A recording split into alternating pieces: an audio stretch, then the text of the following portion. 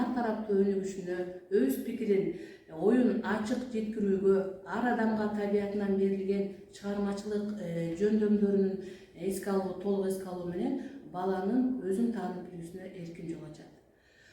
Балдарга 12 жылдык билим берүү менен биз эмнеге жетишебиз дей алабыз. Келечекте азыркы замандын талабына ылайык өз ордун тапкан, өз максатына жеткен, сапаттуу билим жана татыктуу тарбия алган инсандарды тарбиялап чыгарабыз. 6 жашынан мектепке келген бала дароо эле оор программа менен окутулбайт. Негизги максат балдарды чөйрөгө эрте аралаштыруу жана эң негизгиси окуу көндүмдөрүн калыптандыруу. Балдарды өздөрү кызыккан ийримдерге, курстарга катышууга толук мүмкүнчүлүк түзүп берүү.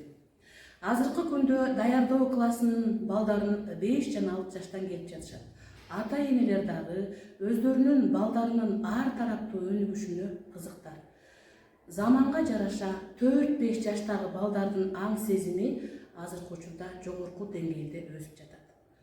Алардын жаш өзгөчөлүгүнө ылайыктап, тажатма сабактар эмес, майда моторикасын өнүктүрүүгө жана ар кандай кыймыл аракетин өстүрүүгө карата көнүгүүлөр менен сабактар өтүлөт.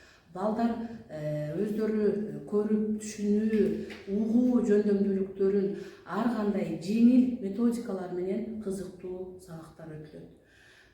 Баланы 6 жаштан мектепке алып келип бере бериш керек. Биз мугалимдер балдарды атайын жеңилдетилген методикалар, жеңилдетилген оюндар, жеңилдетилген көнүгүүлөр менен окутууга даярбыз.